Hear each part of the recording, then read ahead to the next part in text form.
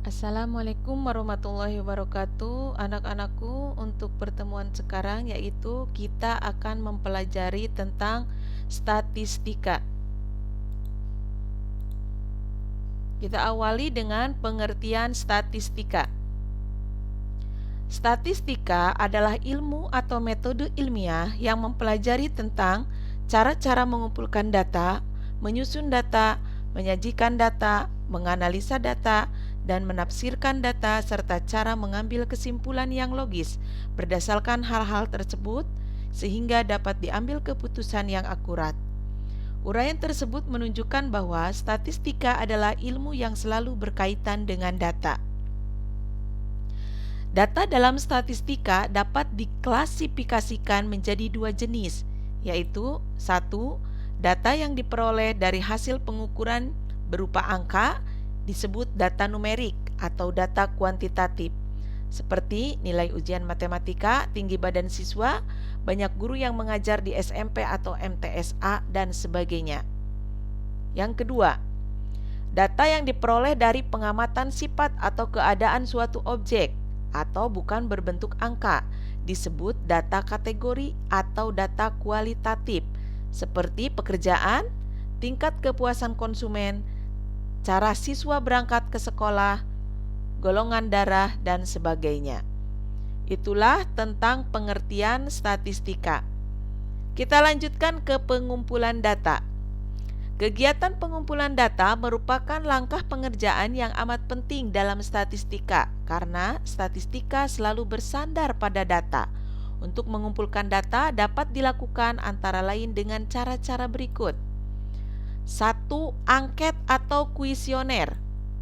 Dalam kegiatan pengumpulan data, penggunaan metode angket atau kuesioner banyak dipilih oleh para peneliti.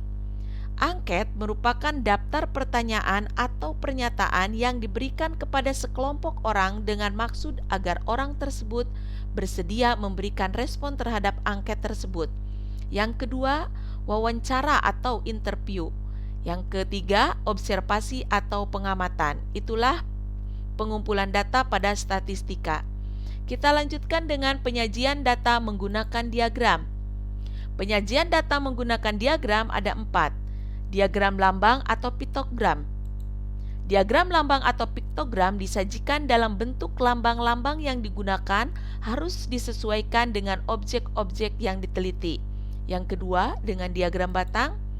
Diagram batang umumnya digunakan untuk menyajikan data tentang nilai suatu objek penelitian secara visual dalam kurun waktu tertentu.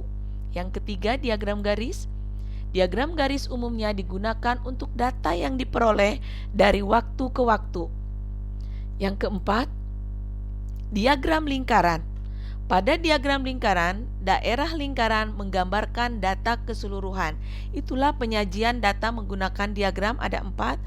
Untuk memperjelas, mari kita lihat contohnya. Tabel di samping menunjukkan data produksi buah-buahan Indonesia tahun 2019 dalam ribuan ton. Data tersebut telah dibulatkan ke puluhan ribu ton terdekat. Buatlah penyajian data menggunakan diagram.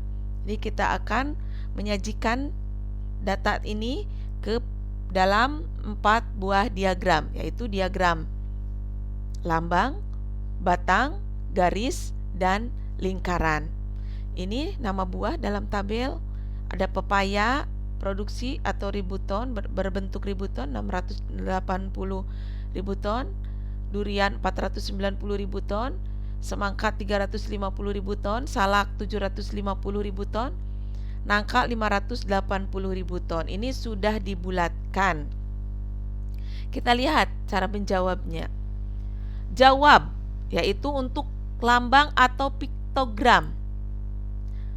Jadi penyajian data menggunakan diagram lambang atau piktogram, kita tuliskan pepaya, kita lambangkan dengan gambar pepaya.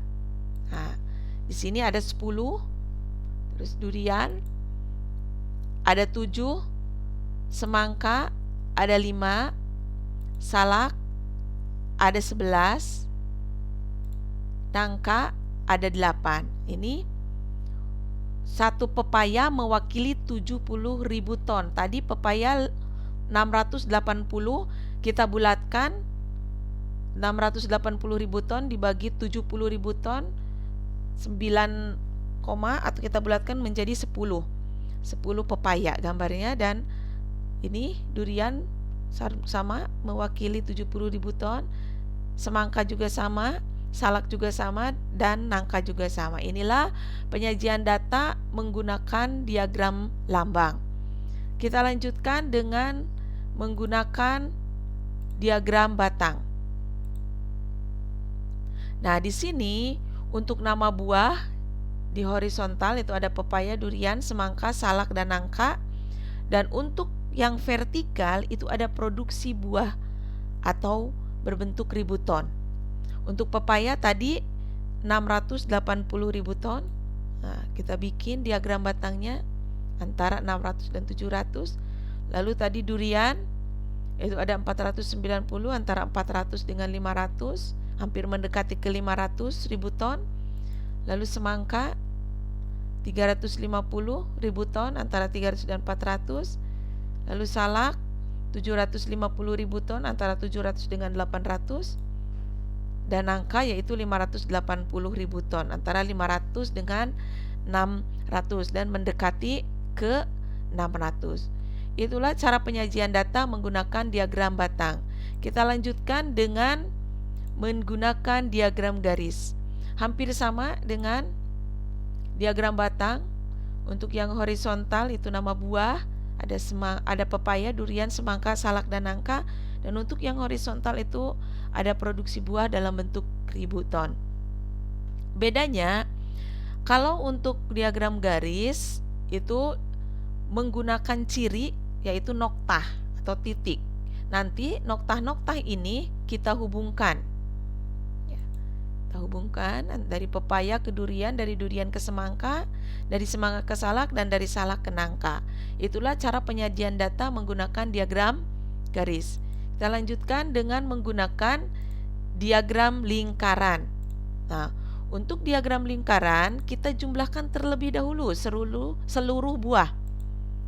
680.000 ton ditambah 490.000 ton ditambah 350.000 ton ditambah 750.000 ton dan ditambah 580.000 ton, mendapatkan 2.850.000 ton. Setelah itu kita cari besar sudutnya masing-masing dari pepaya, durian, semangka, salak, dan nangka. Caranya, jumlah tadi pepaya, produksi pepaya dibagi dengan jumlah keseluruhan dikali 360 derajat. Kenapa 360 derajat? Karena seluruh lingkaran itu besar sudutnya adalah 360 derajat. Nah, menghasilkan 85,89 derajat. Kita bulatkan menjadi 86 derajat. Lalu durian juga sama. Produksi durian 490 dibagi jumlah keseluruhan dikali 360 derajat, menghasilkan 61,89 derajat. Kita bulatkan menjadi 62 derajat.